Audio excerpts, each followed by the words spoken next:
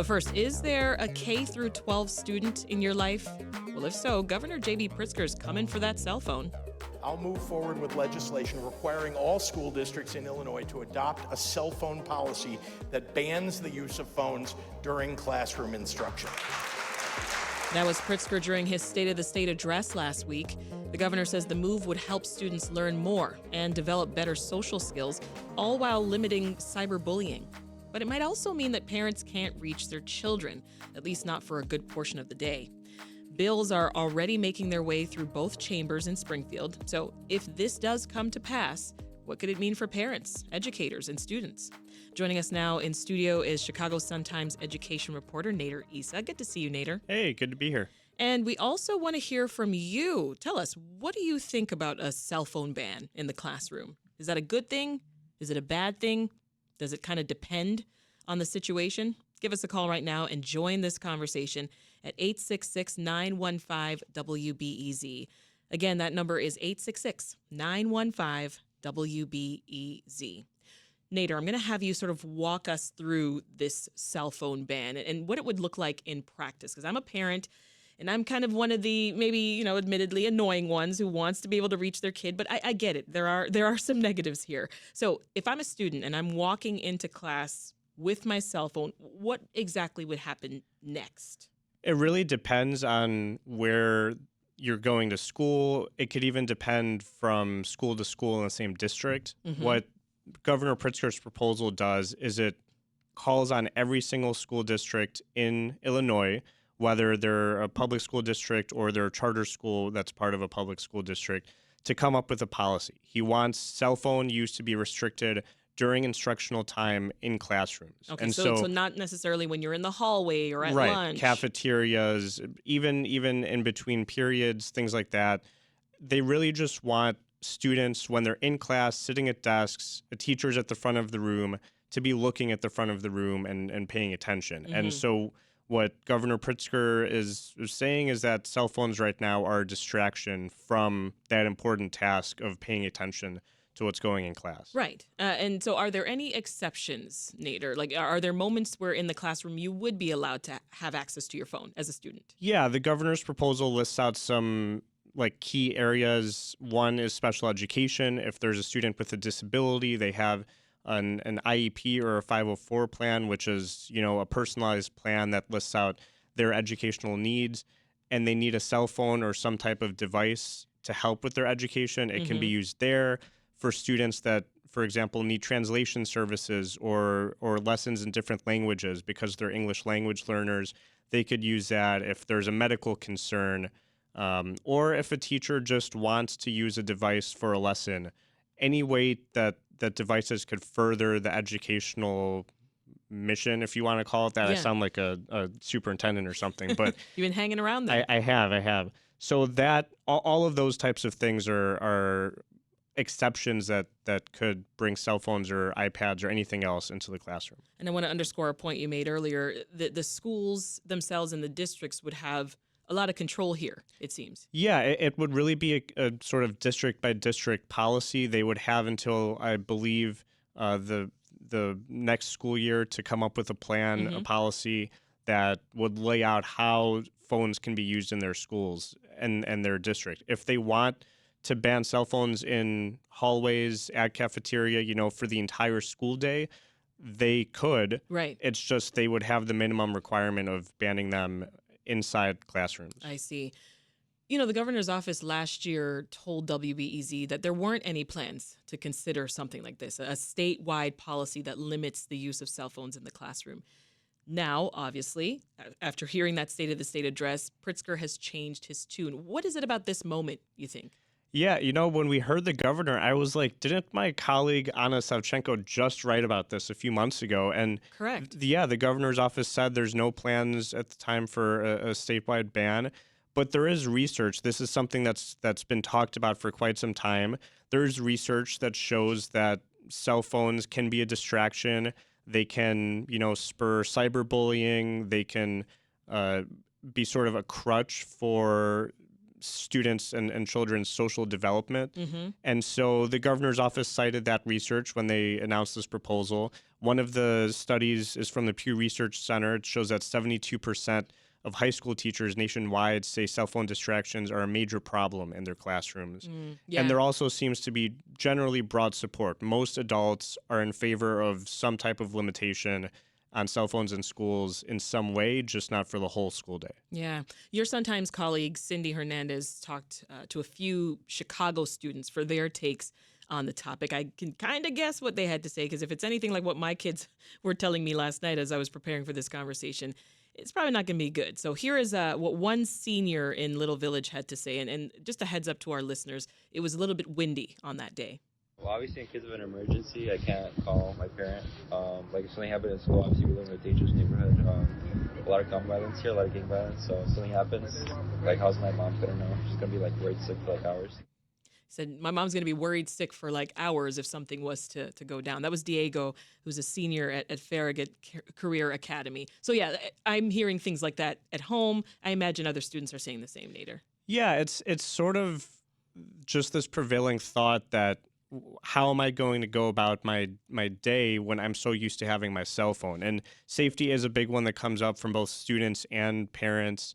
And there are one of the exceptions I forgot to mention is if there's an emergency or an imminent threat. Mm-hmm. Now, I think a lot of people might describe emergency differently. There might be various views on that, but yeah, I think some of the topics, when I look back at my conversations with my girls during the school day, was that really an emergency? I don't know. But that's sort of the prevailing sentiment.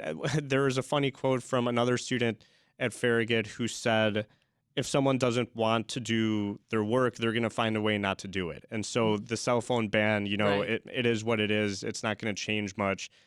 I think researchers and the governor are betting otherwise. Yeah, no, there's a good point here, too, that, when we're working, do we want our kid or our spouse to be calling us while we're in the middle of trying to get something done? And the answer is probably no. Yeah, and I'm young, admittedly, but when I was in school, I couldn't reach my family. I couldn't talk to my mom. That is true.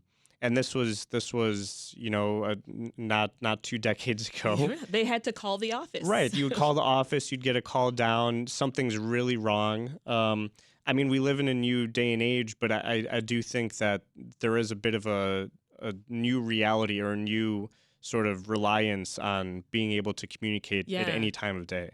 Any other states or cities trying this out, and is it working? Yeah, there are some that have tried. About a dozen to 15 states have some sort of rule in place. Others are trying. California just last year passed similar legislation limiting the use of cell phones in schools. In terms of how it's working, I talked to Jocelyn Carter. She's Dr. Jocelyn Carter, I should say. She's a clinical psychology professor at DePaul, and she said there's no research right now that shows what the effect has been on cell phone bans or limitations in schools. But she did say that research shows it should have a positive effect because screen time, limits social development. It is an avenue for cyberbullying and a distraction. So that there should be benefits that some schools see, and there are some in Chicago and Illinois that are reporting just anecdotally that they've seen improvements. Interesting. Well, a reminder, we're also taking your calls, and we want to know what you think about a cell phone ban in schools. Our number is 866-915-WBEZ, and we've got a couple of folks already lined up, so let's hear from them. First up is Pierre from Portage Park. Hey, Pierre, welcome to the show. Hey, thanks for having me. Sure. What's your take on this debate? I think as long as there's a working telephone in the school, I see absolutely no problem with saying that a person who's learning can't have a cell phone throughout the school day. I'm not quite sure what the trouble is, besides how on earth are we going to effectively enforce this? Very good question. Enforcement. That's something that, we've seen in schools that have tried this already. They might, it depends on what level of restriction they have. They might have students check their phones into like a pouch at the start of the day, and they get it back at the end of the day. Others have, numbered pouches in each classroom where students drop their phones off at the start of the class.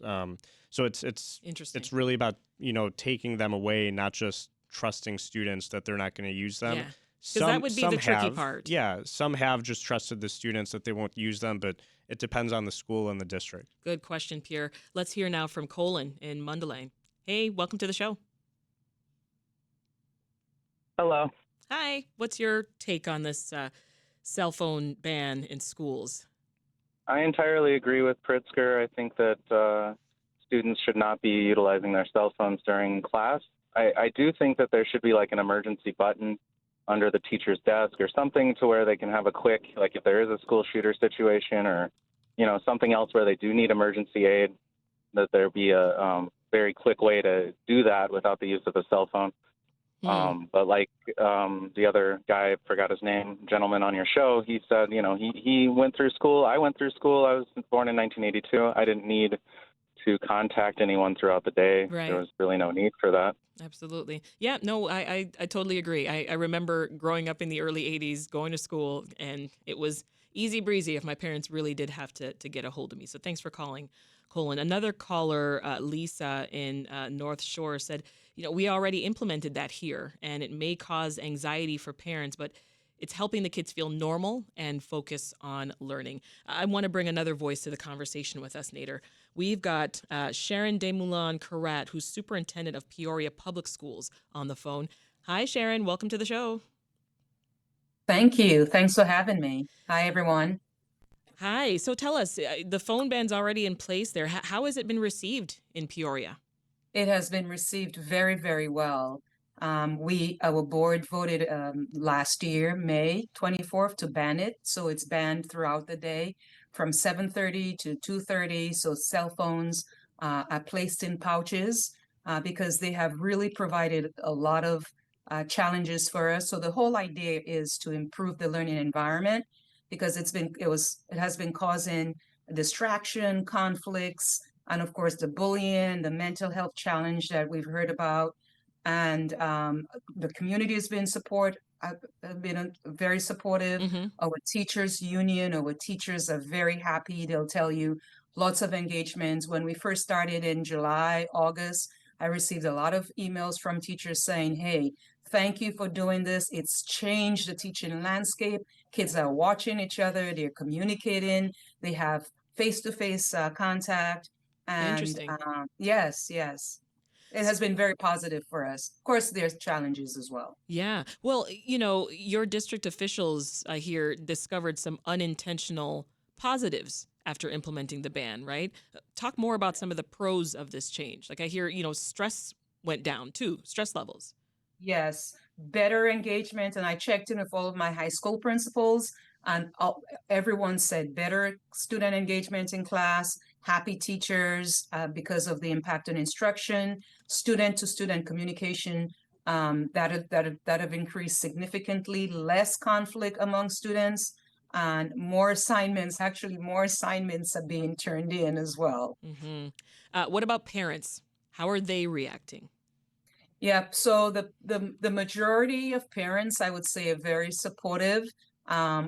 With peers report, I agree. When we were in the process of implementing, I've gotten a couple of emails, a couple of phone calls, primarily around how am I going to get a hold of my child in case I need to. And we talked about, everyone, we're a one-to-one district, so everyone has a laptop, they can communicate that way. And of course, they can call the office as well. And, there's some unique situations like yesterday, I received an email from a parent. She and her husband, they actually are drivers for us in the transportation department. Okay. Apparently, her daughter is like a chronic, not rule follower, a chronic not following the rules. Okay. Yes. And so she texted me and said, hey, I'm in favor of this, but the only thing, and so once you get to, we have different levels like compliance and non-compliance, Mm-hmm. excessive compliance. And so when you get to a certain point, all the way down in the tier 3, the red zone, they literally take the phone away and the parents have to pick it up. And Okay. so her argument was, we're in a neighborhood where she walks home and it's not safe and, that sort of thing. And we had a conversation. I will talk with her again. And Will she be Interesting. punished? Yes, but we did work with the parents, so it was a happy. We'll work with our parents. We'll provide grace as long as they're working with us as well, Yeah. because it's clear that she's broken the rules several Yeah, times. well, good to hear that you're taking it on sort of a what sounds like a case by case Case by case, scenario. yes. And of course, when you implement anything new, there are bound to be, hiccups at some point. Is there anything, Sharon, that you think you would have done differently? Yes, so I have actually spoken with a lot of districts who've sort of they're following our journey and they're asking. So, the pouches were expensive, so we spent quite a bit of money. And I know some school districts cannot afford purchasing, pouches. And we did have, as Pierre mentioned, I was a high school principal, and we had our first policy was off and out of sight. We do not want to see it. And there were so many arguments, and I mean, they were pervasive throughout the system. So they don't really need to purchase pouches necessarily. There are other ways they can still do that. Then the other thing is all of our high school students are wanted every morning. So that the kids, sometimes it becomes a cat and mouse game in Okay. terms of where it's hidden, and so that and there could be some arguments but it's gotten a lot better. The line to get into the school was a little long initially, but I had to add more supports to get that going and more seamless and more efficient. So those are some Okay. of the things we've made adjustments. But I'll tell you, with all of those things, every one of the principals have said resoundingly, it's made a big difference. We do not want to go back. We'll work through the glitches. We'll work through the kinks. And so Yeah. I gave them permission to get together as a group to talk about what they're experiencing with the pouches, because they could be easily broken Right. and stuff like that. And they were really excited, and I'm looking forward to seeing some of the additional ideas. So it's a journey, and we're learning, It's a but work in progress, but it yes, sounds like you're pulling it all together. yes, Yeah. the positive definitely outweighs the cons. That's Superintendent of Peoria Public Schools, Sharon Desmoulin-Kherat. Thank you so much for joining us. You're very welcome. Thank you. Sun-Times education reporter Nader Issa is going to stick around as we continue this conversation in just a few moments. We'll also hear from the person who literally wrote the book on how screens affect kids, both good and bad. And remember, we want to hear from you. What do you think about a cell phone ban in schools? Is it good? Is it bad? Does it maybe depend? Our number is 866-915-WBEZ. That's just ahead. And we're back now with more Reset. I'm your host, Sasha-Ann Simons. Illinois Governor J.B. Pritzker wants to ban cell phones in K-12 classrooms in the state. Before the break, we heard from the school superintendent in Peoria about how going phone-free in class has been working out this year in her district. And we're also taking your calls. What do you think about a proposed cell phone ban? Are you for it? Are you against it? Maybe not so sure? You can join the conversation at 866-915-WBEZ. And we've got Chicago Sun-Times education reporter Nader Issa still with us. Thank you, Nader, for sticking around. Sure thing. Joining us now is Devorah Heitner, who's author of Growing Up in Public, Coming of Age in a Digital World. Welcome to the show, Devorah. Thank you. Before I chat with you, Devorah and Nader, I want to take a call here. We've got Parth from Hoffman Estates who's been waiting with a question. Hey, Parth, welcome to Reset. Hey. What's your question? Yep. So, cell phones are a great start in my opinion, but in the classroom there's also iPads as well as Apple Watch smartwatches. Mm-hmm. Would that be included or not? What's the go forward there? That's a good question, Parth. I'm thinking as a parent, watching my kids with these Chromebooks every day, what are they going to ban? What else? Yeah, I think the school issued devices are something that would stay and teachers would be able to use for lessons if needed. But in California, I mentioned earlier in the show that state passed legislation banning devices during schools. What they found was students started using GChat and other functions on the school devices to talk to each other. And so they went ahead and banned that too. So Yeah. I think some of this is going to be a work in progress. Smartwatches, that'll be up to each district to decide. But those are all things that if the intent is to not have distractions and have kids focused on the lesson, Mm-hmm. then I think, superintendents will be looking at that and and school boards and deciding what device to can do. stay, what can't, and if it's a school issued device, what functions should still be enabled. What I'm also hearing from parents is that kids are using burner phones to put in that pouch at the start of each class, and then they can continue to use their own phone. That is something that Discreetly. I've heard in Chicago schools too. And in CPS, there are some schools that have gone ahead and banned this already because there's not a district-wide Yeah. policy, and they're seeing that there as well. Kids will be kids. They'll find a workaround somehow. Devorah, what is your reaction to Governor Pritzker endorsing a proposal like this?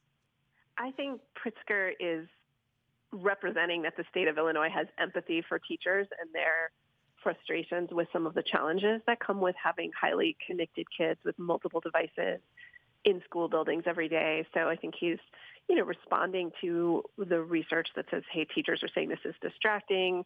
Principals and deans are saying there can be discipline issues. But what Parth brings up and what you all are just talking about is kids are innovative. Mm-hmm. Right, which is like a nicer way of thinking about it than just sneaky. They're innovative, and using GChat, I would argue, is like a creative, innovative solution to being able to chat in class when your, phone is shut down and you can't sort of text under your desk. Then you have your Chromebook on your desk. And so I think schools need to think not just about banning. I mean, that's like saying if kids are looking out the window, we're going to just like draw the shades or not have windows. I think we also need to be looking at what are we doing in the classroom to promote connected learning, to promote students being interested. If everyone is doing a project in the classroom versus just sitting and listening, if students, if they have their devices out, have to be using those devices to contribute to a collaborative document that's like part of something they're making together or editing together, as opposed to just sort of sitting and listening but having their Chromebook or their tablet out. Those are strategies we can use. And, the same thing with social skills, right? If we're worried about social skills, what are we doing to promote young people interacting in positive ways at lunch, at recess, and in the classroom, as opposed to just like, let's shut them down off their phones? I think it really has to be, kind of a 360-degree consideration of what are these students' lives like. Yeah. And with all that into consideration, Devorah, I mean, do you think that these types of policies actually work? I think they make it a little bit easier to be a school when there's a uniform policy with the state. Then the school can say, okay, we have this policy as a state, so we don't have to completely invent the wheel. That said, most schools in Illinois already have cell phone policies, right? So this isn't something completely new. And actually, this policy is not, super draconian in the sense that, the governor is leaving space importantly for students with special needs, including health needs, like maybe somebody's tracking, glucose during the school day with their cell phone, and looking at emergencies and time in between classes. But most schools already have policies like this where, most schools, in other words, don't say a student can be sitting in physics class just texting their friends. Right. Like that wouldn't be okay already. And most teachers already have policies, but it does kind of free the teachers to not feel like I have to invent the wheel in my own school, or free principals to say, okay, we have this baseline. We can make a policy that's actually more stringent or reaches to more devices. Like some elementary schools might want to say no watches, for example, because parents are texting their third grader on a watch, and it's distressing. Oh my the goodness, kids. the times that we have can build on the policy, but it's nice to have that uniform beginning. For sure. I want to float by you an email that we got from a listener who knew that we were going to be having this conversation today. Her name's Haley, and she wrote to us summarizing a point that we made earlier in the show, but I'd love your take, Devorah. Haley said, when we were in school, if our parents needed to talk to us, they would call the office, and we would go to the office to answer the phone. This is still an option. I get the fears with school shootings. I have those fears too. So I do believe students should be able to have their phones, but I think they need to be off during school hours. We need to change this for the safety and mental health of our children. So that safety piece and the mental health piece, Devorah, weigh in. Absolutely. I think kids are anxious, especially since the pandemic, and kids may be reaching out to their parents, and that anxiety can be mutual. A lot of parents, as you say, like are reaching out to kids or, checking in. Did you remember this? Did you, what about this? And some of that is probably too much. And it's good for parents to have the reminder that you can actually be getting your kid in trouble. You know what? If you text your kid during the school day to check in about something, that may seem important but might not be actually a life or death scenario, you could be getting them in trouble related to these policies. And just to remind parents to have that restraint in contacting their children, so that can be helpful. And in terms of mental health, we do see kids seeing distressing things, seeing social media rumors, seeing algorithmically based content on things like TikTok or YouTube that can be very distressing or distracting. But we still need to deal with that in school. We need to be teaching media literacy and digital citizenship in school because the kids are going to be on these devices outside of school. So what I wouldn't want to see as a policy like this lead people to say, okay, we have the cell phone ban, so we don't need to teach media literacy and digital citizenship, because those are still really important. Yeah, good points there. Nader, I want to read you a comment that we got from a caller. Angela in Naperville couldn't stay on the line, but she says, she's concerned that this policy would divert funds from more important initiatives for installation of alternatives and regulation. She also says this is a free country, quote. Are you hearing comments like this or people on the other side of this story here? Yeah, I think it just depends on the district and the school and what sort of parents and families are used to. She's saying maybe spend the money on other things. Yeah. Not pouches for cell phones. I did look at this, and we heard from the Peoria superintendent who said the pouches were expensive. That's a cost barrier. Especially, you look at Chicago Public Schools, for example, thinking of getting 320,000 pouches, I think is going to be pretty expensive. That's a lot, yeah. There are other states that when they passed legislation, they gave state funding to school districts to be able to implement this. And it just depends. You don't have to get pouches. There are some schools that use existing sort of, those little cubby lockers in classrooms. Kids put their cell phones there, or they just put them on a table at the front of the classroom and don't have access to them. I do think that's one piece of this, too, is just the type of enforcement. There are some educators who said not being so strict and locking up the phones for the whole day has been a benefit, because you also want kids to sort of self-enforce in a way and learn how to regulate their own behaviors with their phones. Yeah. There were times when they would see kids, they haven't had their phone all day, and there was a quote I saw that students would rush to their phones like candy. They just had this attachment that they needed to go check their phone. But if they're building that habit throughout the day, that might sort of teach them how to not rely on their phone as much. Right. Let's hear from a former teacher who's been waiting on the line. Here's Gail from Joliet. Hey, Gail. Welcome to Reset. Hey. Thank you. So you've got a different perspective here, being someone who was in the classroom. What was it like for you? Yes.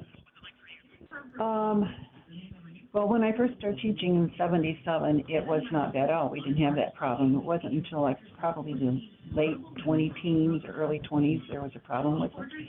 Now, I did retire in 2019, and we were just starting to have a problem. Kids would have it, but when they were asked and told to put them away, they would.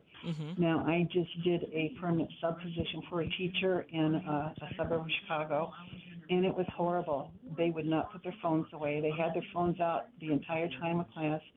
You ask the kids to put them up, their idea of putting them up is on their lap, and then as soon as you turn around or start something else, they have their phones out again. They had their phones out during instruction. They had their phones out during videos. They had their phones out all the time. They could not get the phones They are away. addicted to those devices, that's for sure. Thanks, Gail, for your perspective. So, Devorah, how can parents best support kids in this increasingly digital world? Because let's admit, tech is where it's at, and that's where it's going. So it's going to exist. They're going to have access.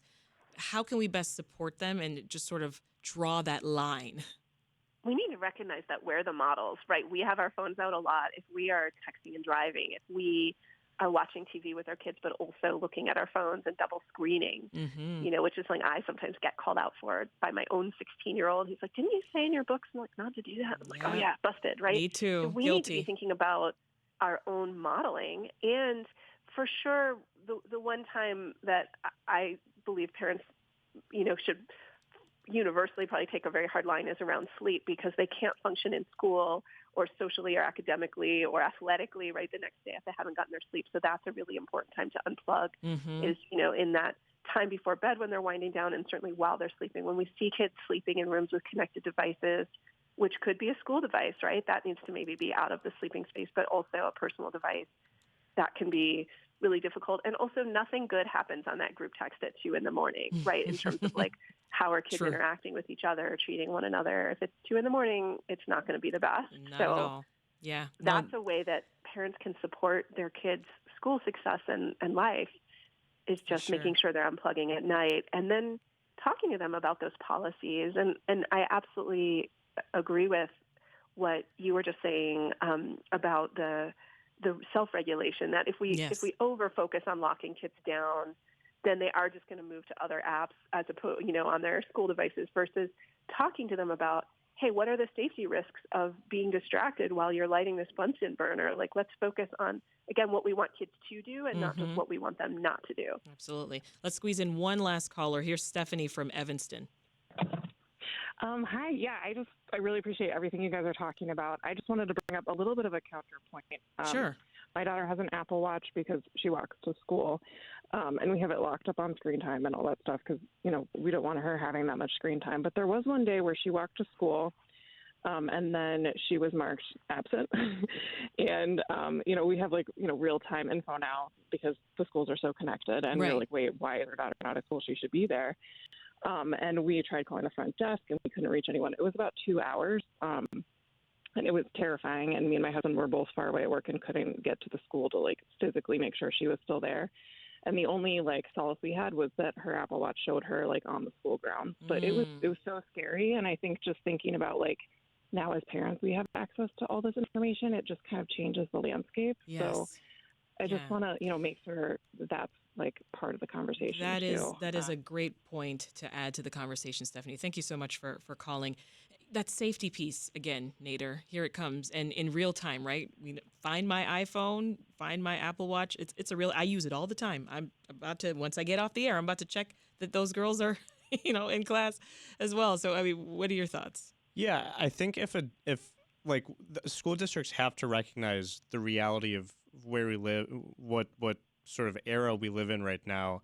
And when we were all growing up, I don't think any schools had real-time attendance sent to, unless, a kid was missing and the parent might get a call sometime this morning. Listen, when I left the house in the morning back in the day, until you saw me come back home again that afternoon, that evening, I could have been dead on the side of the road, but my parents just knew I was okay. Yeah, and so I think that's a good tool that school districts can offer, to let their parents know that your student was here or your student is marked absent.